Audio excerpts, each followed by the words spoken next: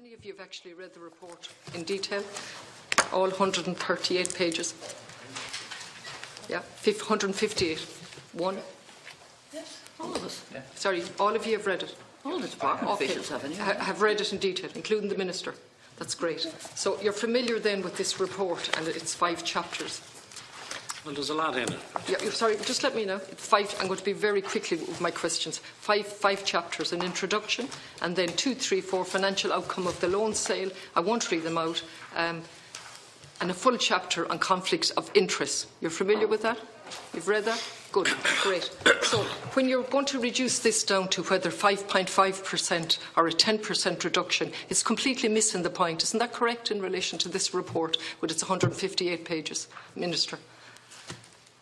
What's the question? You're missing the point completely in your evidence today, your officials' evidence and NAMA's evidence on the last occasion in reducing this discussion to whether 5.5% was appropriate or not.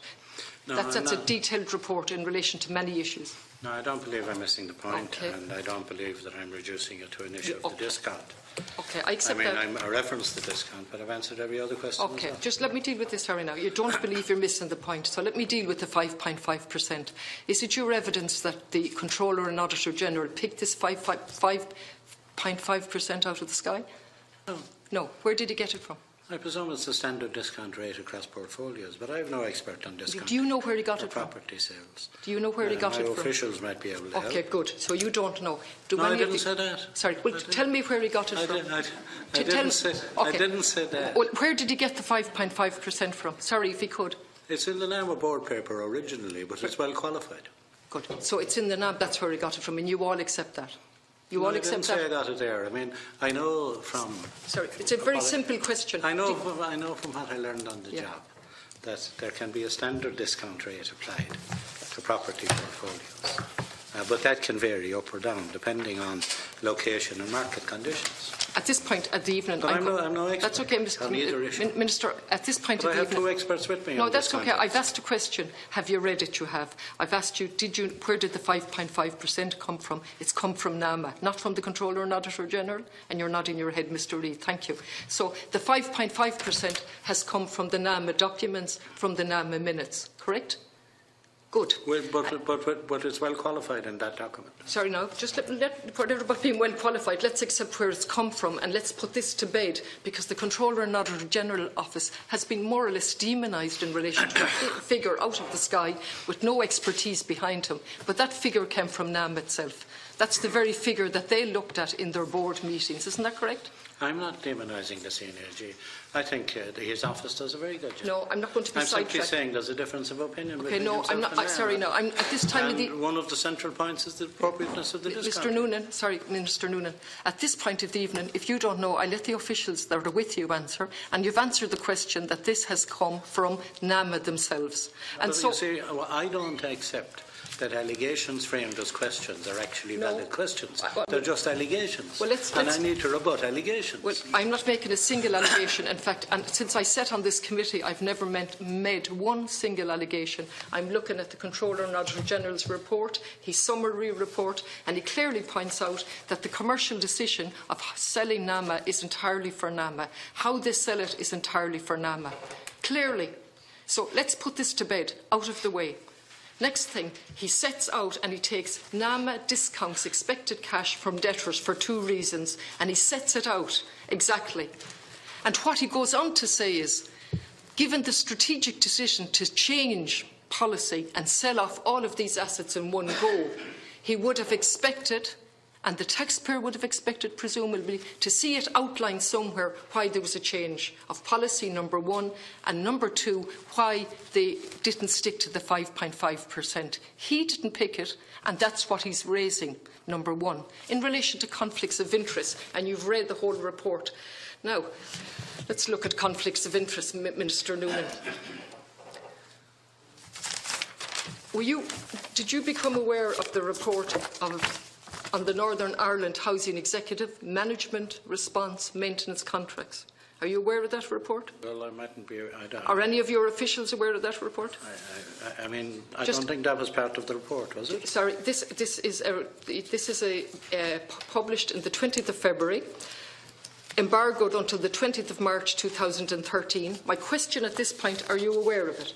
But when we read the full C&AG's report, are you saying that this was part of it? No, no, it was not. Is this a different report? This is a report from the Northern Ireland Housing Executive Management of Response Maintenance Contracts. I'm not trying to catch you. I'm simply asking, are you aware of it? No, no. Okay. Well, this has come to me through the documents from one way or another in relation to what I've got for today. And what I'm going to quote from you is their finding. Section 37 in relation to Mr Cushnan, I understand. The committee, and this is the Audit Committee in Northern Ireland, the committee is also concerned about the involvement of a former non-executive member of the Housing Executive Audit Committee who resigned from the Audit Committee and so on. And they go on to say he worked for the Housing Executive and then took up a position as chairman of the Red Sky Group in April 2007, who I understand supplied contracts to the local authority in Northern Ireland. And this is the key point. His involvement was totally unethical and could and should have been avoided. Were any of you aware of that in 2013? It was brought to your attention. It subsequently appeared on Spotlight, as I understand it. I don't know anything about You don't? Mr. Okay, Cushnan. that's fine. No, let me answer. Okay. I don't know anything about Mr. Cushnan. His appointment arose This from, report. His appointment arose from a recommendation by the Northern Finance Minister, Sammy Wilson, to NAMA. And the board of NAMA appointed him as one of 2 advisors in Northern Ireland. But normally decisions in Northern Ireland are cross-party because that's the way the executive worked. And nobody brought it to my attention from any party in Northern Ireland I accept that, they had a problem with Mr. Cushnan. Minister Noonan, I accept that. I'm simply asking you, are you aware of this report? None of you are aware of this report, and it's a damning indictment of Mr. Cushnan, and that's February 2013. Chairman, now, to be careful, his name is not... to discuss that report. Sorry. Deputy, I'm going to stop you now about a damning indictment. Sorry. No, the man is not here to defend himself. He's not here. I'll tell you and what. we can't make any remarks. No, I'm making an absolute ruling. Chair, I hear what you said. I abide by your ruling. You can't say those words about anybody. I abide by your ruling. I'm simply reading what totally unethical and should have been avoided. If that's causing a difficulty, I apologise for my comment on it, but they're the facts. They're the facts. And I'm simply asking the Minister, was that brought to his attention? And Deputy, was that report published? Or yes. is it an internal document? Well, no, it's not. I availed of it, or my office did. Through. And is that report before the committee, Chairman? I don't know this report. That's following up on the Spotlight that reported the conflict of interest, and I'm simply asking, are you aware of it? Deputy, I will ask you, Okay. I know this has happened here before, Right. since I became chairman, that people were reading from documents and asking the witnesses to respond to documents that neither the witness had in front of them or us as a committee were familiar with. I'm saying in fairness to the committee members and witnesses, you will have to circulate that document. Absolutely, before, and the Minister... It's hard for any witness to be asked to comment on a report. Chair, I abide by your ruling. I've no difficulty. Yeah. It's only that's it. I'm simply asking, were you aware of it? Because that leads into Mr. Cushnan on the Northern Ireland Advisory Committee, and when you became aware of the fact that he resigned, and a letter went to you from Frank Daly, I understand. Is that correct? Correct. Okay. And he notified you that Mr. Cushnan had resigned. Isn't that right? That was on the 14th of November. Dear Minister, I wish to advise you of the resignation of Frank Cushnan as from the 7th of November. That's okay. I plan to take the opportunity to discuss Mr. Cushnan's resignation with the board shortly, and will discuss a replacement with you and the department in due course. Did that happen? Did he discuss a replacement with you? No, not to my memory. No. Did he discuss why he resigned at that point in November 13? Were there any issues as to why he resigned? No. No issues ever brought to your attention. Okay. So the first time the issues are brought to your attention then are in March. Is that correct? Is it, Minister, in March? The first time that something is brought to your attention, when is that in relation? There was no reference when Frank Daly briefed me on PIMCO's withdrawal. There was no reference to Frank Cushnan's resignation or discussions on the circumstances of his resignation. What was communicated to me was that the Ethics Committee in PIMCO in the United States had informed NAMA that there was money going to be paid or about to be paid or promised to be paid. And Mr. Cushnan was one of the people who was alleged to be a possible recipient. Very good. And at that point, he was alleged to be a recipient, and that was brought to your attention? And he had been on the Northern Ireland Advisory Committee since 2010?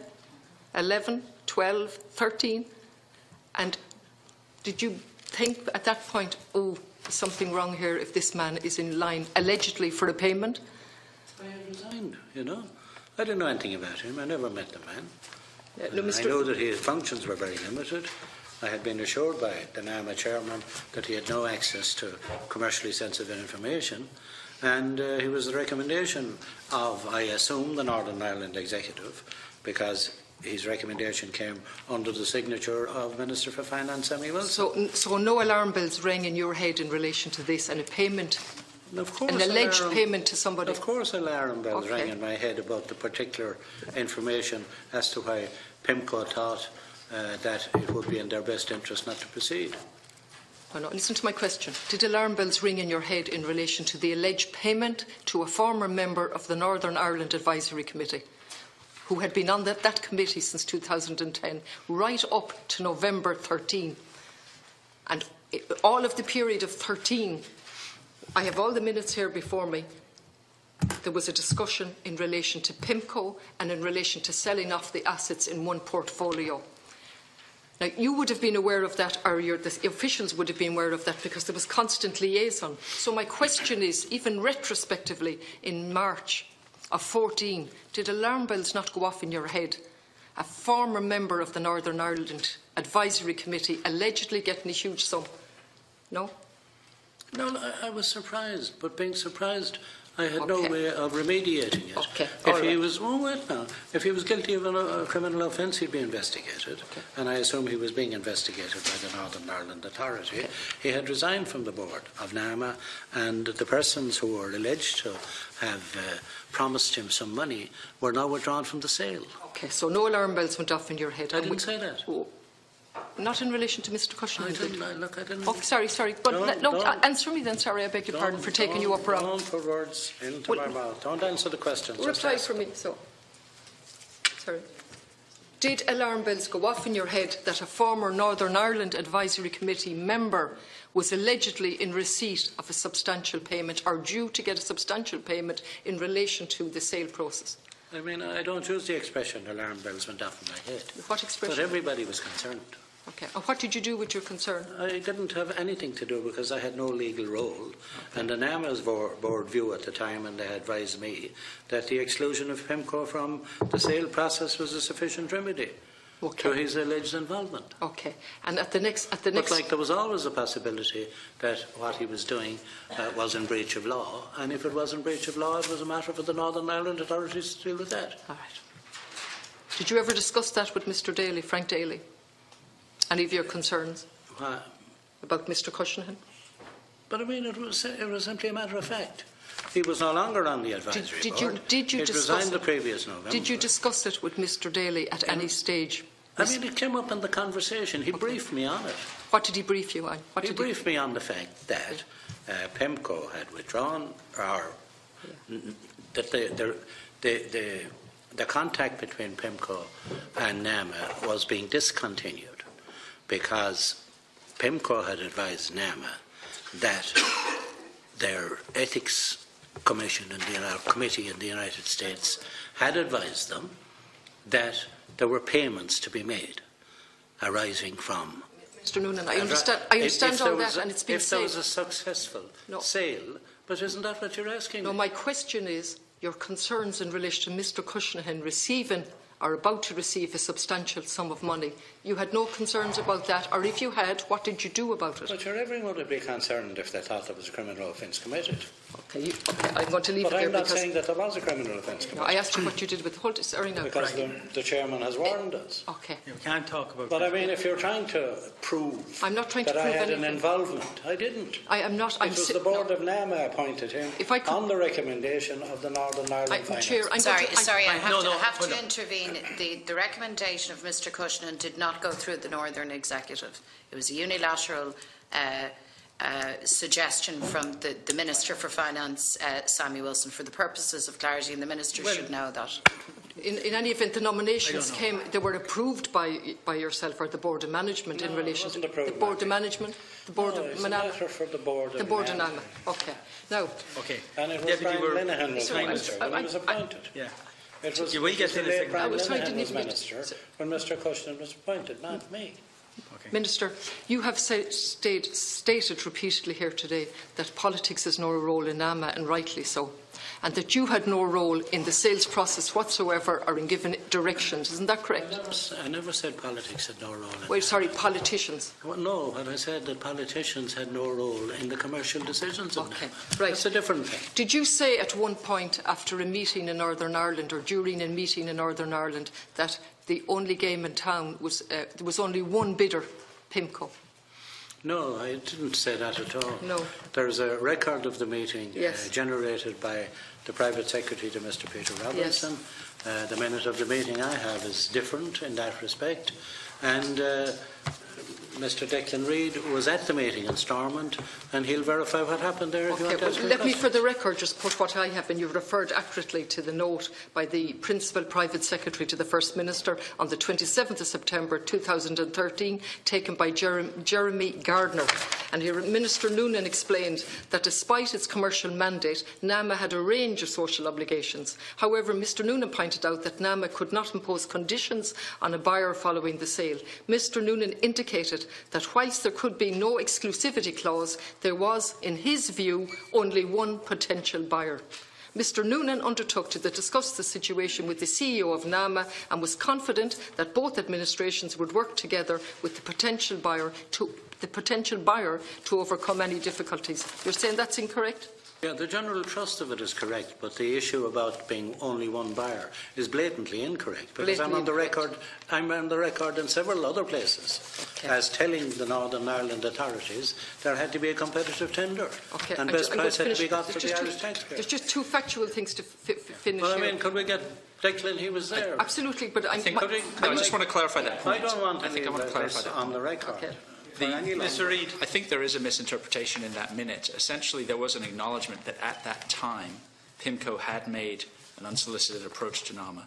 And that was... Viewers, what date are we talking about? The... Approximately, what month? Stormont in January. Okay. So it wasn't... Everybody in that meeting knew that PIMCO had made an approach and was the only current interested party. I think the misinterpretation arises insofar as we were stressing that to move forward with the process, NAMA would have to open this process up and bring in other bidders.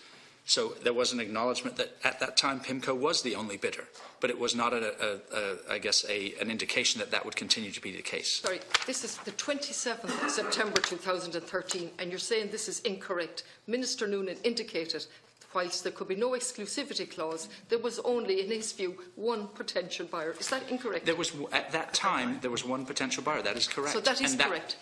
At that point in time, PIMCO had approached NAMA. Okay. The process was then opened up to other bidders. No, just one second. It's a misinterpretation to assume that what was intended was that would remain the case. What was forcefully stated at that meeting I'm going to come back to that. There are just two factual matters in relation to Mr Reid and Mr Carville. In relation to Mr Reid, there's a note here on the 20th of March 2014 referring back to a meeting held, the call on the 14th of January. Isn't that right?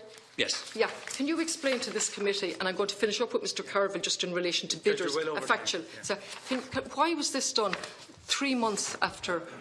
This is the call happened on the 14th of January, and your note then is, Alex, as discussed, I have attached a call note which has been agreed by myself and Ronnie Hanna to put on file for the call between the Minister and the Northern Ireland Executive regarding NAMA on the 4th of January. Apologies for the delay.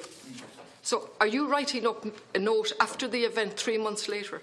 No, well, the finalisation of the note obviously happened when it was sent back to the Minister's office, but the drafting of that note would have started shortly after the meeting. But that's not what it says here now, and you're apologising for the delay. Yeah, for the finalisation of the note, because Ronnie Hanna was at the meeting, I had to seek his input into an agreed record of the meeting. 3 months after the event. Is it? It's 3 months. I'm quoting the dates. Yeah, for the 20th of March 2014 from Declan Reid. Yeah. On the 20th of March, sent to Alex Lawler, and so on. And apologies for the delay. And the final thing is in relation to that's the date I would have sent it to Alex, not necessarily the date it would have been created or put on file in our office. Okay. Yeah. And finally, just Mr. Carville, finally, on the bidders, just to get matters, because we want to get clarity here. You made a statement that there were 9 bidders. Isn't that right? Correct. Okay, because I took a note when you said it. And there was never 9 bidders. Now, the Controller and Auditor General has gone through this methodically. So do you accept there were not 9 bidders? There was first? nine parties were contacted. Well, let's look at that now. 3 parties were contacted. 3 bidders.